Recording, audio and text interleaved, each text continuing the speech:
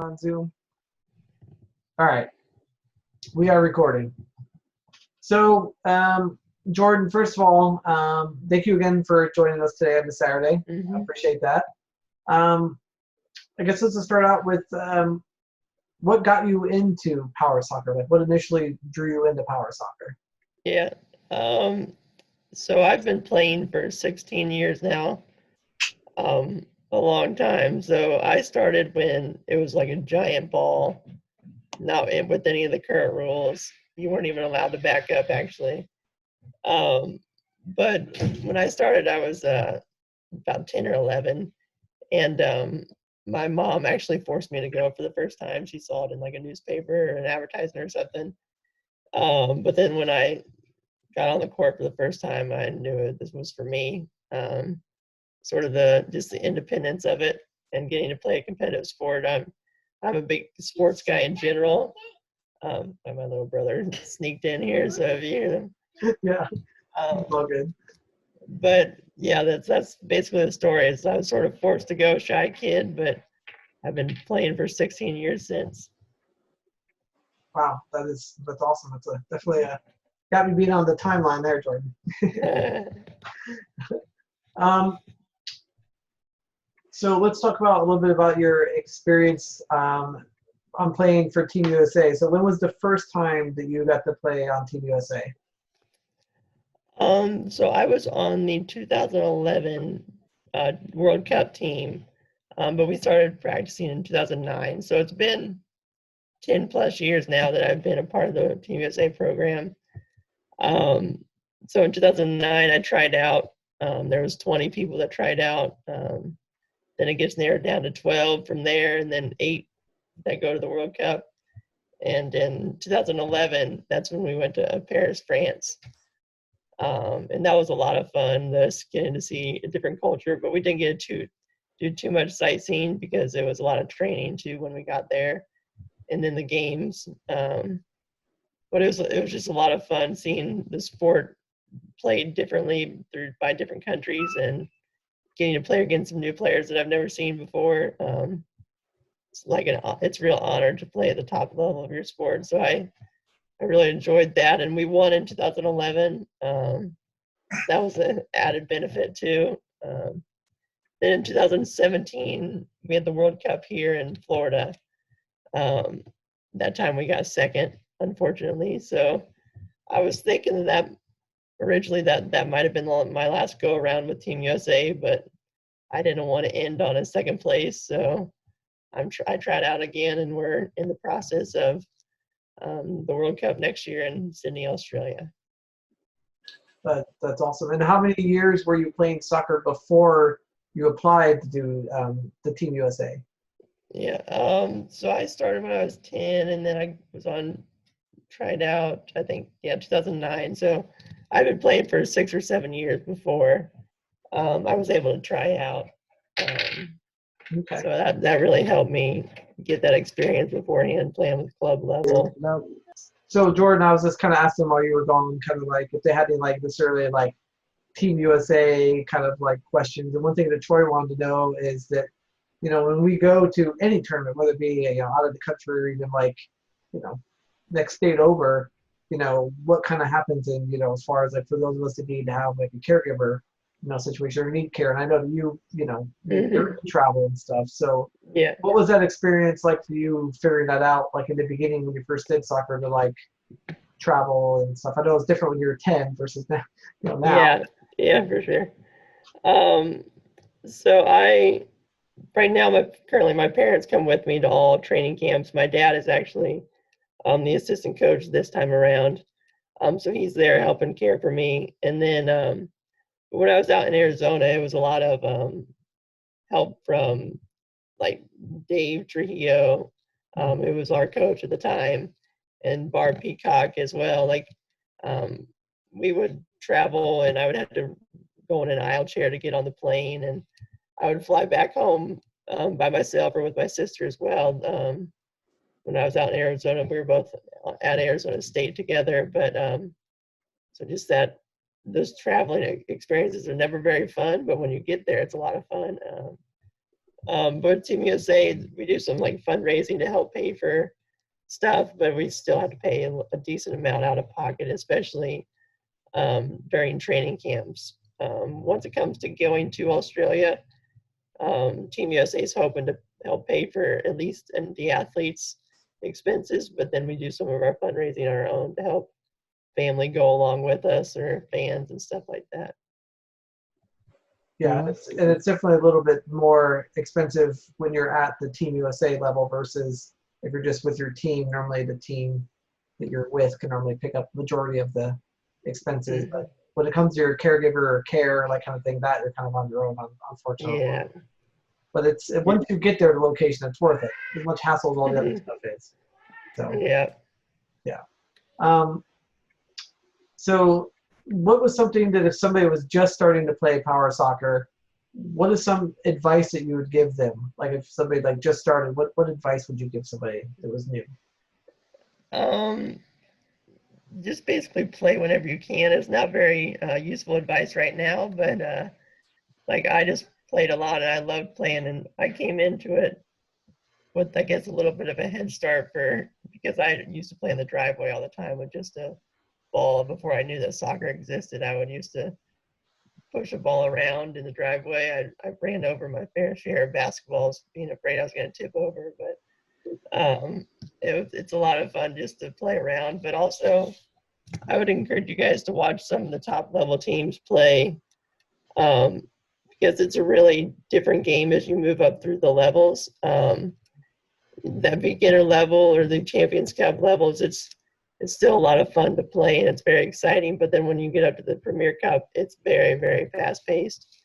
And if you watch film on that or watch other teams play, you can get a sense of the pace of it and prepare yourself for it as you're getting better and better in your teams moving up and stuff like that. Yeah, we'll be hanging out to rec league for at least another year before we move on to champion, but we're gonna work our way up there. Yeah, cool. So I guess we'll kind of go into some of the questions that some of the guys have written up. So this question is from John. Wants to know, aside from the sport and social aspects, have any other opportunities arose from your involvement in power soccer? Yeah, I'd say that the combination of just meeting people and the independence of it has really helped me get to where I am today with basically anything that I'm doing. So I went to Arizona State because I went to a tournament out in Arizona, and saw the campus and saw the accessibility of it, and I understood like I could actually do this because I had been out there before and I had seen some role models growing up that other players had gone to college. And so just that aspects of having role models or peers that are doing these cool things with their lives sort of showed me that I could do the same thing. So I'd say I would never have gone out of state for college if I didn't have soccer. And like I said, my sister went out there first. She's also in a wheelchair and played with Ryan and I on the Arizona team. But in going to other countries, I never would have dreamed that and I've had that opportunity through soccer.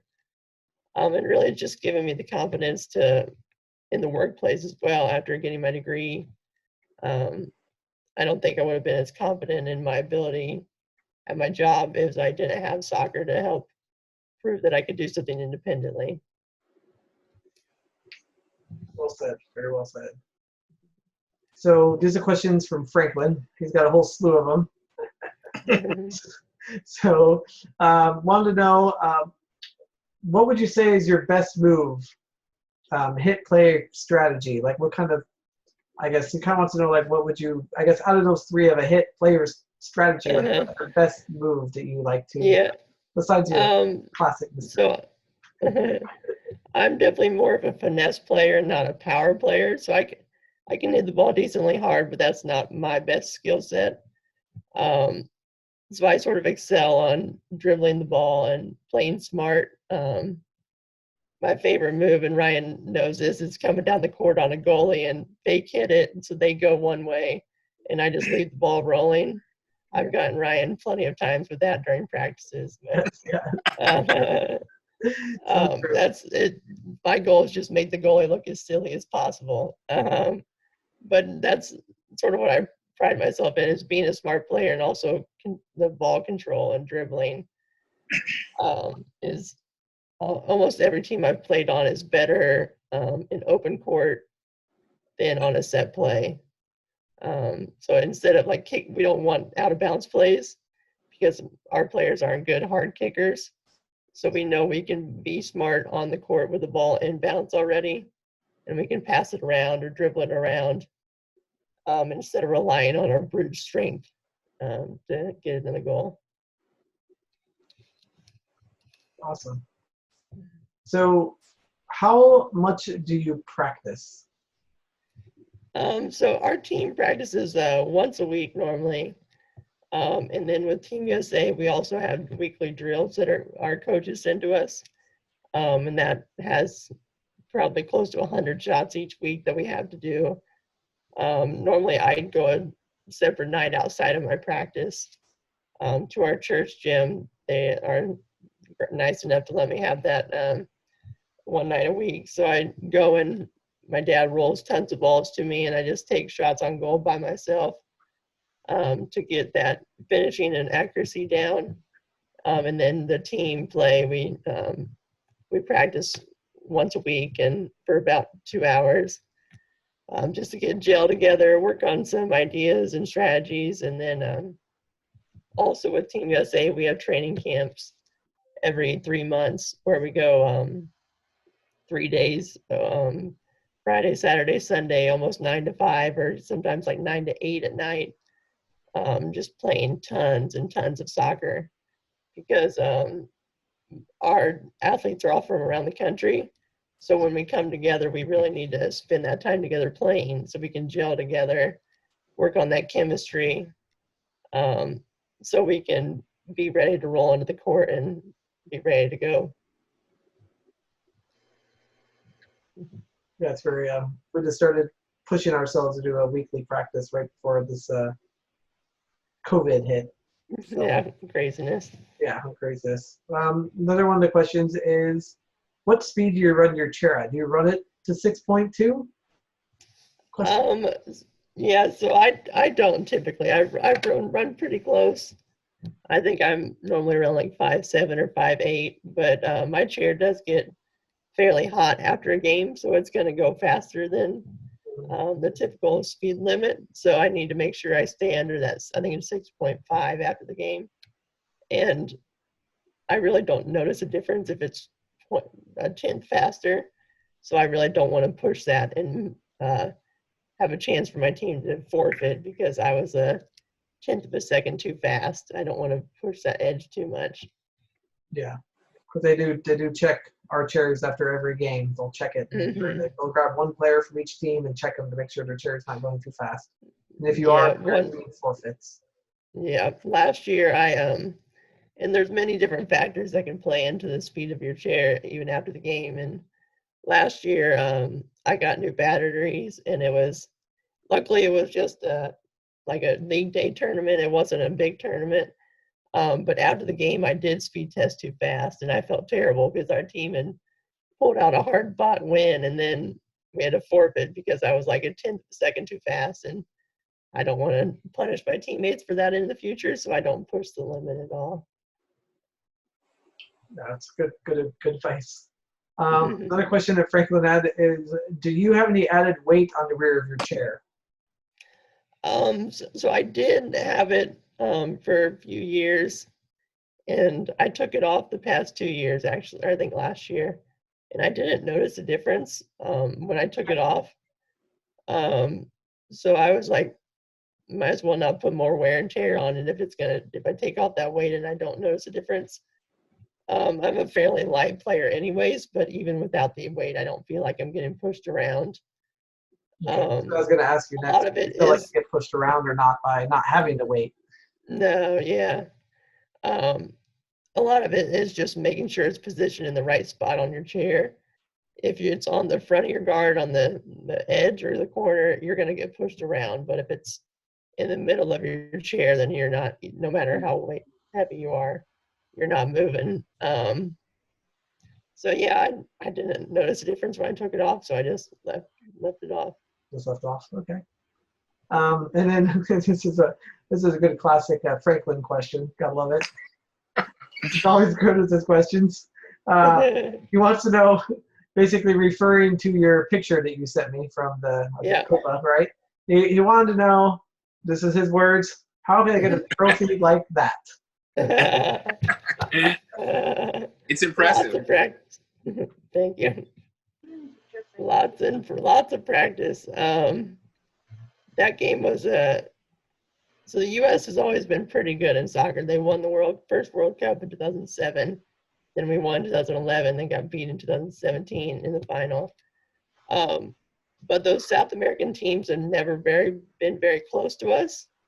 But that tournament, we only beat Argentina 1-0. I think Brazil was like 3-0 or something like that. They were close games. The world is catching up to us.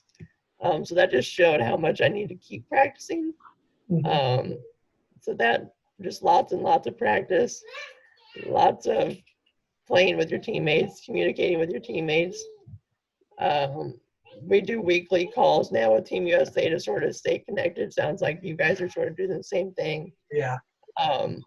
So just practice and then building that chemistry with your team. Awesome. And you guys, Troy, do you have any questions? You didn't submit any, but do you have any questions at all for Jordan in regards to Power Soccer? Not that I can think of it off the top of my head. I mean, I guess if I come up with one, I can always write it down. Yeah, I have another one. I can always message it to him. Not a problem. John, what about you? You got another one, Franklin? Go ahead. Yeah, I was wondering about you. I noticed in your picture you have a rounded off guard in the front. Do you see that better than the square guards? So there are a few advantages of it, but I did just recently switch to the corner guard as well. I was the last holdout, basically. I think actually one other player on Team USA has a rounded guard still. But there are a few shots that I can make with the corner, with the rounded one.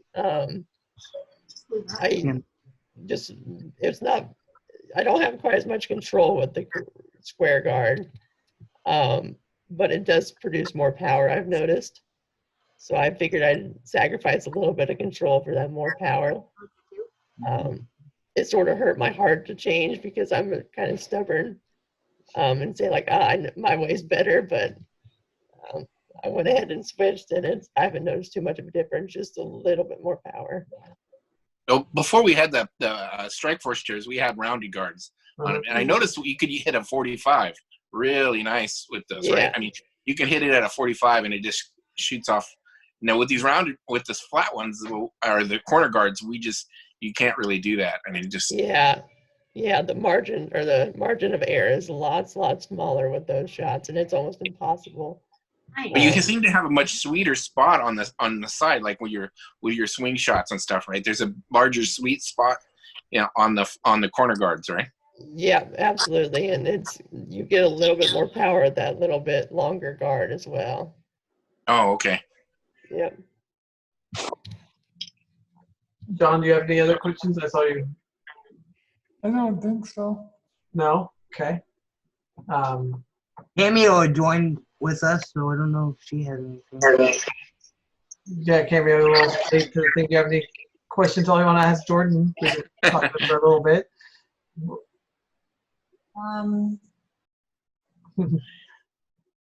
If you don't, it's all good. How much resources do you spend on like money on being able to do all this? I mean, it sounds like you spent a lot of time investment, a lot of fundraising, but how much of your own money do you spend on it? So typically we're very lucky in Indiana because there are a lot of local teams in Indiana. So we'll travel to Fort Wayne, which is about 2 hours from where I live, 3 times a year probably. So it just costs money, gas to get there, and then sometimes we'll stay a night in a hotel, which is maybe 150 or 200 at the most. And then nationals, we'll probably spend 3 nights in the hotel, which ends up being like $500 probably. But really, we're so lucky in Indiana that there's so many teams, because that really cuts down on the expenses. And then Team USA, it's about 4 times a year we have training camps, and that starts to add up into the thousands. But luckily, with going to Australia, they're hoping to pay for our flights there, and hopefully some other expenses when we get there. But there is definitely some fundraising involved and establishing some relationships where you can keep asking them years and years in the future, be like, hey, we got some more tournaments coming up. You want to send any more stuff our way?